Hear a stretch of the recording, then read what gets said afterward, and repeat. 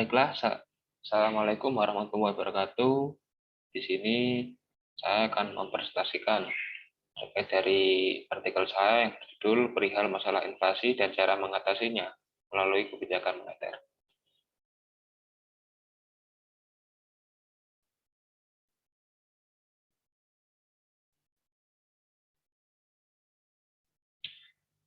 Sebelum saya lanjut, perkenalkan nama saya Fordikam Arazi, NIM 2018 1018 03111104.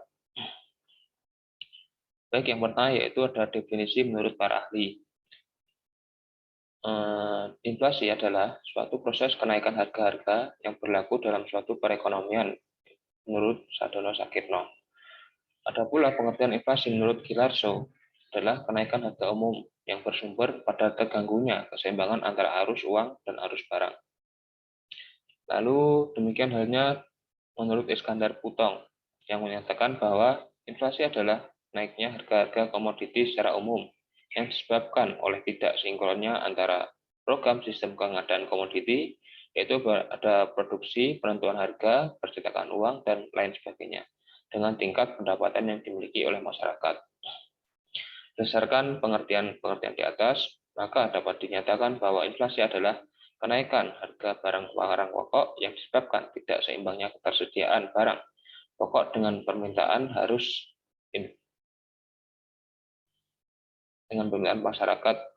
Inflasi dapat diartikan sebagai kenaikan harga barang dan jasa secara umum dan terus-menerus dalam jangka waktu tertentu. Baik, selanjutnya ada faktor penyebab inflasi. Faktor penyebab demand pull inflation adalah tingginya permintaan barang dan jasa relatif terhadap ketersediaannya. Dalam konteks makroekonomi, kondisi ini digambarkan oleh output real yang melebihi output potensialnya atau permintaan total aggregate demand lebih besar daripada kapasitas perekonomian. Sementara itu, faktor ekspektasi inflasi dipengaruhi oleh perilaku masyarakat dan perilaku ekonomi dalam menggunakan ekspektasi angka inflasi dalam keputusan kegiatan ekonominya. Ekspektasi inflasi tersebut dapat bersifat adaptif atau forward looking. Selanjutnya ada pentingnya kestabilan harga.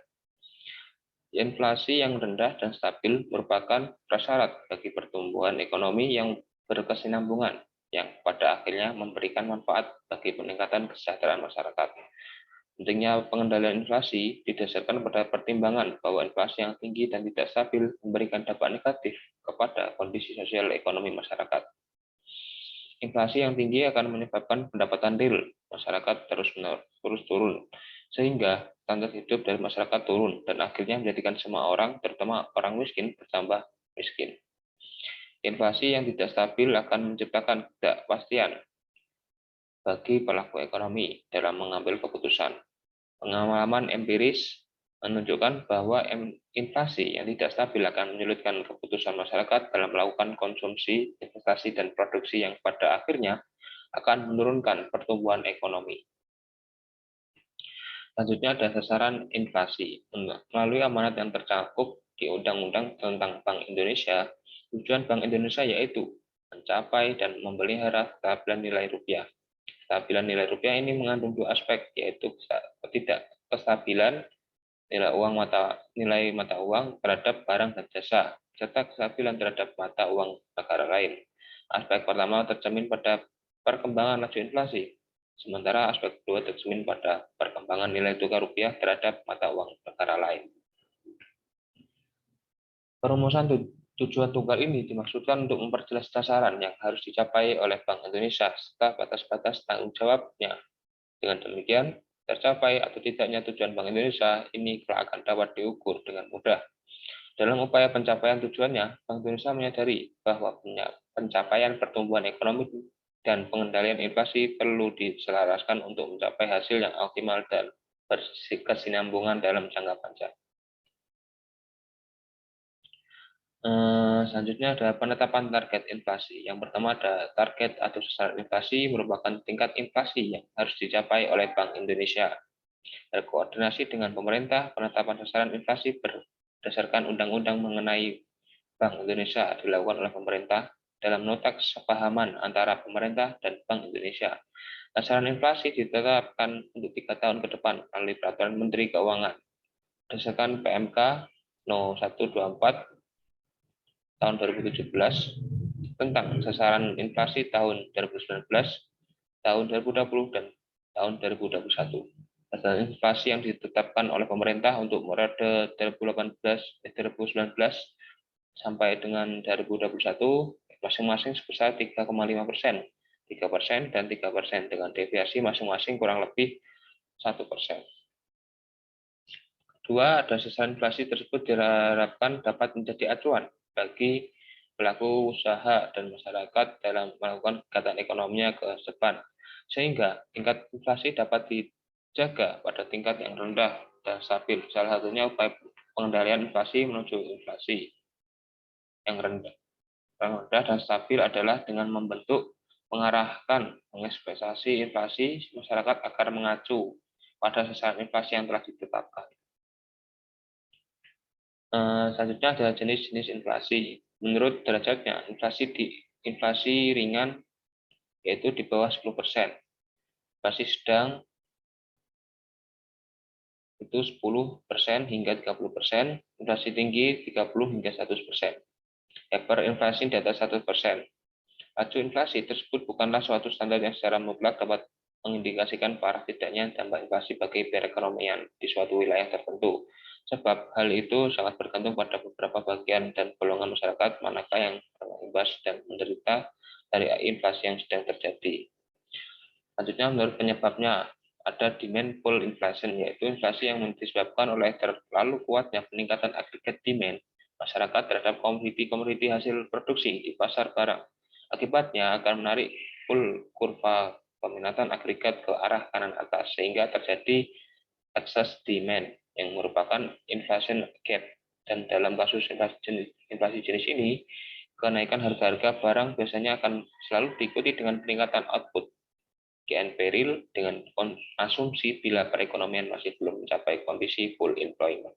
Sedangkan menurut golongan Keynesian, kenaikan agregat demand dapat disebabkan oleh meningkatnya pengeluaran konsumsi, investasi, government, expenditure, atau net export. Walaupun tidak terjadi ekspansi jumlah uang beredar, cost plus inflation yaitu inflasi yang dikarenakan bergesernya agregat supply curve ke arah kiri atas. Faktor-faktor menyebabkan agregat supply curve bergerak tersebut adalah meningkatnya harga faktor-faktor produksi, baik yang berasal dari dalam negeri maupun dari luar negeri di pasar faktor produksi, sehingga menyebabkan kenaikan harga komoditi di pasar komoditi. Selanjutnya ada upaya pengendalian melalui kebijakan moneter. Yang pertama ada kebijakan diskonto atau discount rate. Kebijakan diskonto merupakan instrumen kebijakan moneter yang mengukur melalui tingkat suku bunga bank, kondisi di mana bank-bank umum meminjamkan dana kepada Bank Indonesia. Selaku Bank Sentral membuat peredaran uang teratur. Ketika peredaran uang harus ditingkatkan, maka Bank Indonesia menurunkan suku bunga pinjaman. Sebaliknya, suku bunga kredit bank akan dinaikkan ketika peredaran uang harus dikurangi. Yang kedua ada penetapan suku bunga acuan. Dalam mencapai tujuan kebijakan moneter, maka Bank Indonesia memiliki wewenang dalam mengendalikan peredaran uang melalui suku bunga. Beredar besaran suku bunga yang ditetapkan oleh Bank Indonesia akan menjadi acuan bank umum di seluruh Indonesia dalam menjalankan aktivitasnya. Oleh karena itu, instrumen kebijakan moneter adalah penetapan suku bunga acuan. Dan yang ketiga ada operasi pasar terbuka, yaitu ketika pemerintah mengontrol pengedaran uang melalui penjualan atau pembelian surat-surat berharga milik pemerintah. Maka yang dijadikan instrumen kebijakan moneter adalah operasi terbuka. Saat Bank Indonesia ingin mengurangi peredaran uang, maka pemerintah menjual surat berharga. Sebaliknya, ketika peredaran uang harus ditingkatkan, maka pemerintah membeli surat berharga. Dan yang terakhir ada kebijakan rasio cadangan wajib. Selanjutnya, instrumen kebijakan moneter adalah rasio wajib cadangan. Saat Bank Indonesia ingin mengurangi cadangan kas uang bank, maka uang diedarkan di masyarakat melalui pinjaman. Sementara bila cadangan kas uang bank harus ditambah, uang yang beredar di masyarakat ditarik dengan peningkatan suku tabungan.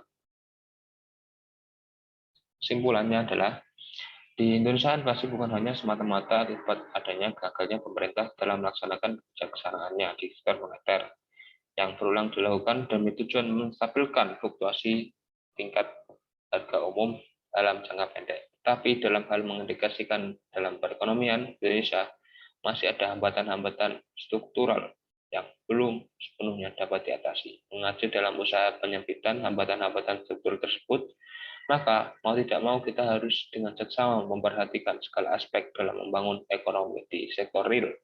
Tentu adanya pembenahan di sektor real yang dilakukan secara tepat, bahkan mungkin mikroekonomi, maka ekonomi Indonesia dapat diperkokoh secara kuat fundamental. Defisit APBN, peningkatan cadangan devisa, pembenahan sektor pertanian khususnya pada subsektor pakan, pembenahan